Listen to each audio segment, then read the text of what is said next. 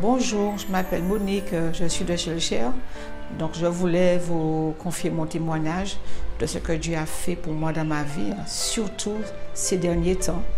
Après tant de galères, tant de soucis, tant d'épreuves depuis, je dirais, depuis plus de 4 ans, soucis de tout ordre, je dirais, je ne rentrerai pas dans les détails. Donc il a fallu qu'au bout de 2 ans, que grâce à mon amie et voisine Dominique, qui m'emmenait souvent dans les veillées de prière, toutes les nuits de sentinelle, voilà, et autres. Et ce qui m'a permis de me rapprocher plus de mon Dieu, que j'étais déjà toujours en présence avec Dieu, toujours en relation avec Dieu. Mais là, j'ai décidé de plus en plus de m'y accrocher, de prier et de jeûner. Et à travers tant d'épreuves que j'ai eues de tout ordre, à un moment donné, il y a 2 ans, j'ai voulu baisser les bras. Je n'en pouvais plus, j'avais beau prier, je ne voyais rien, j'avais bien supplié Dieu, que ce soit pour moi, pour mon fils. J'étais dans des problèmes, plus je priais, plus je voyais que je tombais dans des problèmes, dans des soucis, je ne voyais rien venir.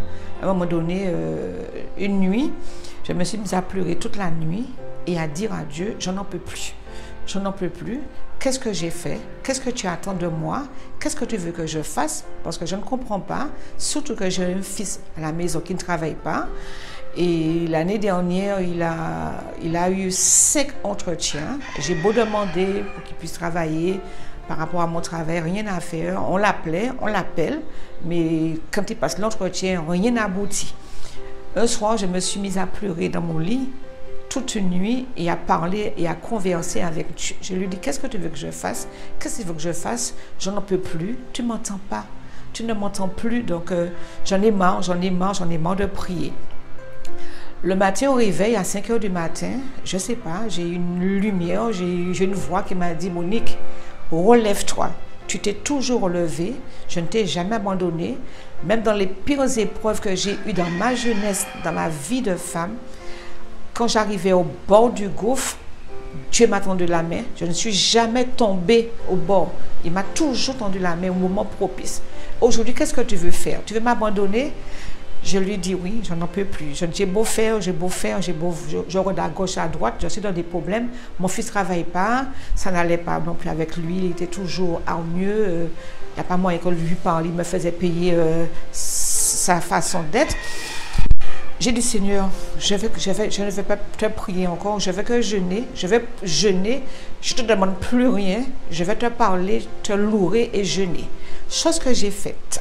Pendant une année, toute l'année dernière de 2020, je me suis mise à chaque semaine, je jeûnais 2 jours. Je jeûnais, je priais, je ne demandais plus à Dieu quoi que ce soit. Je faisais que le louer et je priais pour d'autres personnes. J'avais des amis, des collègues qui me racontaient leurs petits soucis. Je lui dis, on fait tout de prière, on fait jeûne, on va prier pour exact. Je n'ai fait que ça. Et puis un jour, je me suis dit, Seigneur, c'est vrai, il faut prier l'un pour l'autre, mais je suis encore dans les soucis. Et voilà, et je ne vois pas, et voilà. Il m'a dit, Monique, arrête de murmurer. Arrête de murmurer. J'ai dit, Seigneur, je te promets de ne plus murmurer, de ne plus m'apitoyer sur mon sort. Puis j'ai continué à prier, à jeûner, et aller à la messe, aller avec Dominique, ma voisine, qui m'entraîne un peu partout aussi. Et puis voilà, l'année dernière, sans que je m'y attende, j'ai eu une promotion que je n'ai pas demandée et que j'avais demandé il y a 2 ans, qui m'avait été refusée. Après, j'ai tout abandonné. Je me suis dit que je n'aurais jamais ça. Ma promotion est tombée. J'étais dans des problèmes. Je n'avais pas de voiture. Ça fait un an et demi que j'avais une voiture qui est tombée en panne. On m'a escroqué pour ma voiture.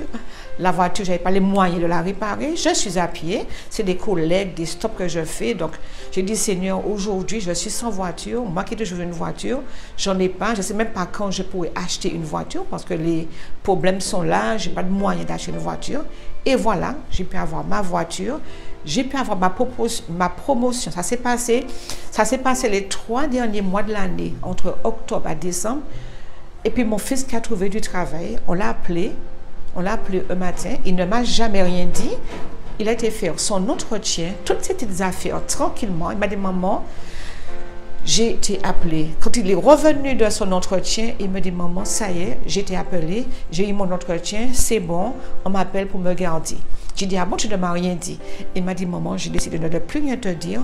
J'ai prié, il priait dans son petit coin, et voilà que tout le monde, quand on embauche un contrat de 3 mois, 6 mois, le bon Dieu a permis que mon fils ait un contrat d'1 an. Je ne sais pas quoi dire. J'ai pleuré quand il m'a dit ça. Il ne m'a pas vu pleurer, mais dans ma chambre le soir, j'ai pleuré, j'ai loué Dieu. Tous les jours, je répète, Seigneur, je ne cesserai de te louer, de te remercier, de t'adorer et d'être reconnaissante. Qu'est-ce que tu attends de moi pour t'exprimer cette joie que tu as donnée à mon fils, un pain quotidien? Voilà, il a fallu que je donne vraiment, vraiment ma vie à Dieu. Je vais dire ça, parce que je lui ai dit, Seigneur, qu'attends-tu de moi? Prends le contrôle de ma vie. Seigneur, je te promets de ne plus murmurer. Je te demande pardon pour les murmures, pardon de n'avoir douté de toi, parce qu'à un moment donné, j'ai douté de lui. Et il m'a laissé faire, il m'a dit, Monique, relève-toi, comme j'ai toujours fait. Et aujourd'hui, je suis très contente. Mon fils travaille, j'ai eu ma promotion, j'ai ma voiture et les grâces continuent de tomber. Même dans ma famille, même avec ma maman, tout ça, les grâces continuent dans ma vie, dans la vie de mon fils aussi. Et je tenais à faire ce témoignage pour dire à vous, mes frères et sœurs, que vous aussi, le Père Ancé aussi m'a visité, a visité mon fils, parce que j'ai demandé à Dominique, il faut que tu lui dises de venir voir Livio, ça n'allait pas. Et il l'a fait, et 3-4 mois après, j'ai vu la gloire de Dieu dans ma maison, dans ma vie, dans la vie de mon fils Livio.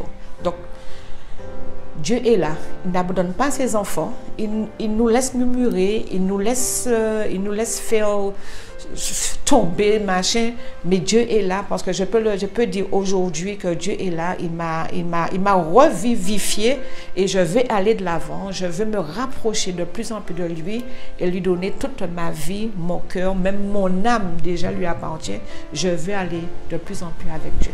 Voilà le témoignage que je voulais faire. Je ne sais pas si j'ai pu dire tout ce que je devais dire, mais ça me tenait à cœur de faire ce témoignage parce que Dieu m'a comblé durant toute l'année 2020 et je continue de recevoir des grâces et que voilà, qu'il bénisse tous mes frères et sœurs, tous ceux qui vont me regarder, écouter ce témoignage. Je sais que j'avais beaucoup encore à dire. Mais je dirais aussi une petite parenthèse, je suis une grande timide. Mais aujourd'hui, devant Dieu, je ne suis pas la timide que j'étais.